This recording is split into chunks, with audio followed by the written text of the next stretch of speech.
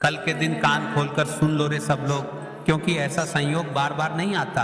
कल, हाँ, कल सोमवार है और वो भी आषाढ़ मास का सोमवार। लेकिन रुकिए, बात सिर्फ सोमवार की नहीं है। इस दिन जो तिथि पड़ रही है वो है पंचमी।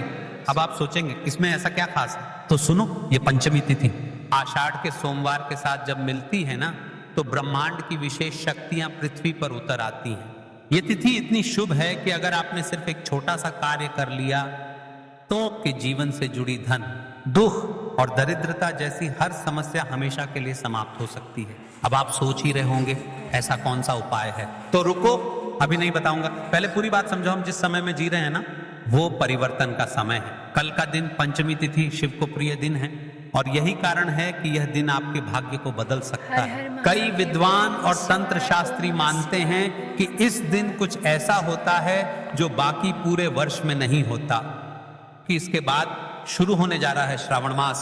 श्रावण मास मतलब भगवान शिव का सबसे प्रिय महीना, और उससे पहले कि यह पंचमी जैसे किसी विशाल शक्ति का द्वार खोलने का आखिरी मौका हो, तो कर लेना कल का एक उपाय, हल्के से दोहराएं।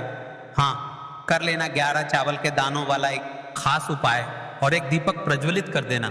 लेकिन ध्यान देना, यह उपाय घर का हर व्यक्ति नहीं कर सकता, सिर्फ एक ही व्यक्ति को करना है। कल 16 जून सोमवार की पंचमी तिथि के दिन घर का एक ही सदस्य जिसके ऊपर घर का सबसे बड़ा भार है, चाहे वो पिता हो, माँ हो, बड़ा बेटा हो, बहन हो, किसी एक को चुन लो।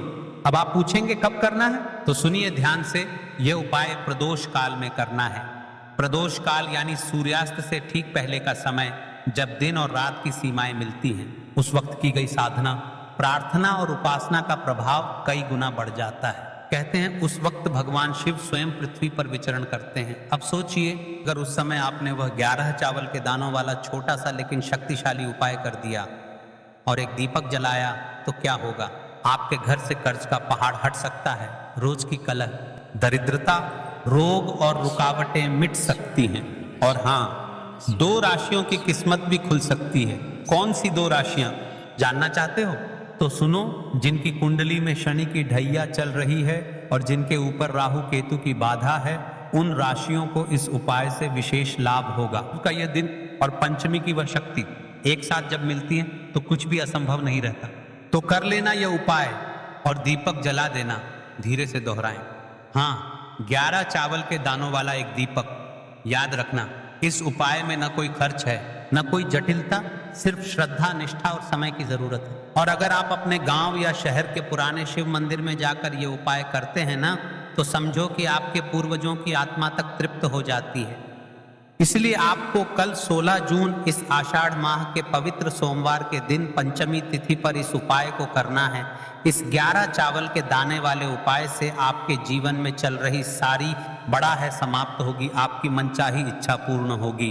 अतः आपके जीवन में चल रहे सारे दुख कष्ट समाप्त होंगे।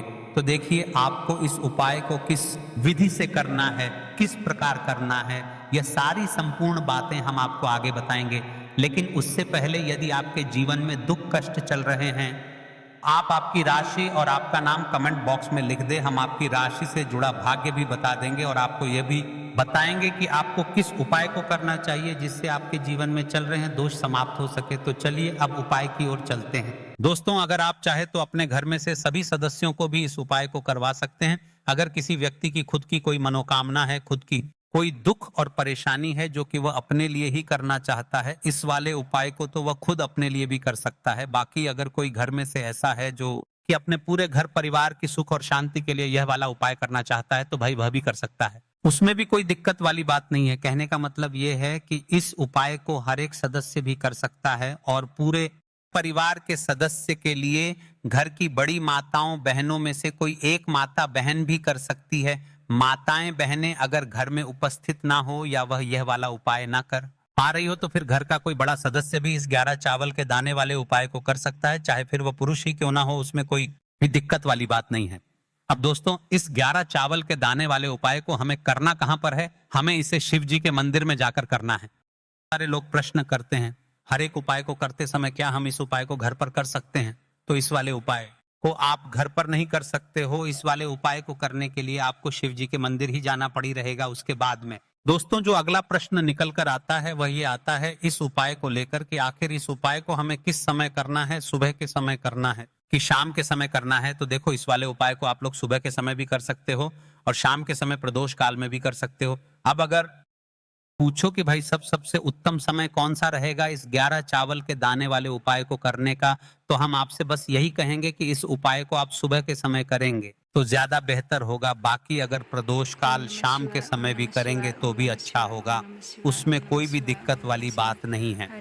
तो अब दोस्तों जो अगली सबसे बड़ी और महत्वपूर्ण बात आती है वह ये आती है कि सुबह अगर हम उपाय को करेंगे तो हमें कितने बजे से लेकर कितने बजे तक के बीच में करना है, और शाम के समय प्रदोष काल में करेंगे तो हमें कितने बजे से लेकर कितने बजे के बीच में करना है। तो देखो सुबह जितनी जल्दी हो सके आप उपाय को करने की कोशिश करना। बाकी अगर किसी कारणवश लेट भी हो जाओ, थोड़ी देर भी हो जाए, तो 10 या 11 बजे तक भी आप उपाय कर, पर 12 बजे से ज्यादा देरी ना हो, ठीक है, इस बात का ध्यान रखना। उसके बाद में दोस्तों अगर शाम के समय प्रदोष काल की बात करें, प्रदोष काल का जो समय है होता है वह शाम के 6 बजे से शुरू हो जाता है। मतलब शाम के 6 बजे से लेकर 7 बजे के बीच का जो समय होता है ये प्रदोष काल का समय होता है। पर अभी जो मौसम चल रहा है इस मौसम में जो है शाम बहुत देरी से होती है, तो आप इस उपाय को 7 या 8 बजे के बीच में भी कर सकते हो। मतलब शाम के 6 बजे से रात 8 बजे के बीच में आप कभी भी इस वाले उपाय को कर सकते हो, उसमें कोई भी दिक्कत वाली बात नहीं है। अब दोस्तों यहाँ पर इस उपाय को लेकर एक और सबसे बड़ी बात ये निकल कर आती है कि इस 11 चावल के दानों को हमें लेना कहाँ से होता है, और हमें इस उपाय को करने के साथ में क्या और कुछ भी सामग्री ऐसी होती है जो शिव जी मंदिर लेकर जानी पड़ती है। तो देखो यहाँ पर हम आपको बता दें, सबसे पहले आप लोग ये जान लो कि ये जो 11 चावल के दाने वाला उपाय है, सिर्फ और सिर्फ आप उपाय की सामग्री लेकर कभी भी शिव जी के मंदिर मत जाना, क्योंकि हमें भगवान के सामने ये नहीं दर्शाना है कि अगर हम भगवान शिव जी के मंदिर आए हैं तो अपने फायदे के लिए आए हैं। तो इसलिए जो भी पूजन सामग्री है, उपाय सामग्री है, 11 चावल के दाने, इसके साथ में आपको पूजन सामग्री भी जरूर लेकर जाना है। देखो अगर सुबह के समय उपाय कर रहे हो तो सीधी सी बात है, लोटा जल तो आप लेकर जाओगे ही जाओगे। वही एक लोटा जल अगर मिट्टी का जल हो तो बहुत अच्छा रहेगा। मिट्टी का जल कैसे बनाया जाता है इसके लिए हमने पहले से बहुत सारी वीडियोस बना दी है आपके पास। इस दिन एक आखिरी मौका रहेगा मिट्टी का जल शिव जी पर चढ़ाने का और उपाय को करने का, बहुत बड़ा आपको इस दिन फल मिलेगा। तो इसलिए इस दिन हो सके तो भाई मिट्टी का जल चढ़ाना तो अपने साथ में कम से कम 1 लोटा जल तो आपको लेकर जाना ही जाना है। अगर मिट्टी का जल नहीं है तो घर का जल भी इस्तेमाल कर सकते हो। इसके अलावा जो भी पूजन सामग्री है, देखो 11 चावल के दाने ये अलग आपके रहेंगे और जो आपकी पूजन सामग्री रहेगी वह अलग रहेगी। पूजन सामग्री में आप जो भी चीज लेकर जाना चाहे वह लेकर जा सकते हैं, उसमें कोई भी दिक्कत वाली बात नहीं है। वहीं अगर हम बात करें शाम के समय की, तो शाम के समय शिव जी पर जल नहीं चढ़ता है, इसीलिए शाम के समय आप लोग एक दीपक तैयार कर लें जो कि गोलबत्ती का, आटे का, शुद्ध देसी गाय का घी का होगा, है ना। इस बात का आप लोगों को आप रखना है और इस दीपक को आपको घर से जलाकर नहीं लेकर जाना है, भगवान शिव जी के मंदिर में जाकर ही जलाना है। इस बात का भी आप लोगों को ध्यान रखना है।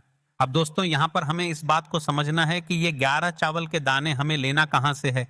क्या हमें दुकान से लेकर आना है या हमें अपने घर से लेना है, या कहाँ से लेकर आना है और कौन से चावल लेना है, क्योंकि चावल भी बहुत प्रकार के होते हैं। तो देखो इन सभी सवालों के जवाब आप लोग एक बात में सुन लो कि भाई ये जो उपाय है, उपाय में आपको ये नहीं देखना है कि भाई कौन से चावल है कौन से चावल नहीं है। बस जो भी चावल ले रहे हो वह चावल का दाना सबूत होना चाहिए, मतलब साबुत होना चाहिए, टूटा हुआ नहीं होना चाहिए, कटा पिटा नहीं होना चाहिए। ये बात आपको ध्यान रखना है। बाकी आपका चावल बासमती हो या सादा चावल हो या कोई सा भी चावल हो, उसमें कोई भी दिक्कत वाली बात नहीं है। तो सीधी सी बात है कि आपके घर के रसोई घर में जहां पर आप भोजन बनाते हो वहां पर जो भी चावल आपके उपस्थित हो, उन चावलों में अपनी एक कटोरी भर लेना या एक मुट्ठी चावल अलग से निकाल कर रख लेना, क्योंकि हम 11 चावल ही यहाँ पर इस उपाय में लेने वाले हैं। तो हमें ये चावल के दाने गिनकर निकालने पर डरेंगे, इस बात का आप लोगों को ध्यान रखना है। तो अपने उस चावल की कटोरी में से या चावल में से 11 ऐसे चावल के दाने आप लोग निकाल लो जो कि टूटे हुए ना हो, कटे पिटे ना हो, जिनमें कोई दाग ना लगा हुआ हो, है ना। अच्छे साबुत चावल के दाने 11 दाने आप लोग निकाल कर रख लो और इन्हें किसी भी एक कागज की पुड़िया में या किसी एक छोटी सी बोरी में आप लोग रख लो, ताकि यह सुरक्षित रहे, आपके एक भी चावल का दाना इधर उधर ना हो और आपका उपाय भी पूरा अच्छे से हो जाए। तो भाई जैसे ही आपका उपाय की जो सामग्री है 11 चावल के दाने ये तैयार हो जाते हैं। उसके बाद में आपको जो भी अपनी पूजन सामग्री है सुबह के समय कर रहे हो तो 1 लोटा जल या पूजन सामग्री जो लेकर जाना चाहो उसकी भी तैयारी कर लेना। और शाम के समय जा रहे हो तो भाई अपना जो दीपक है उसे तैयार कर लेना, ठीक है। और उपाय को करते समय शुद्धता का विशेष रूप से ध्यान रखना, ठीक है। सुबह सुबह स्नान करने के बाद ही उपाय को करने की आप लोग तैयारी करना। उसके बाद अगर शाम के समय की बात करें तो शाम के समय आपको स्नान करने की जरूरत नहीं है, पर शुद्धता का ध्यान रखना है आपको। स्नान तो नहीं करेंगे, आप हाथ मुंह धोकर भी इस वाले उपाय को शाम के समय प्रदोष काल में कर सकते हैं। इसमें कोई दिक्कत वाली बात नहीं है। तो आप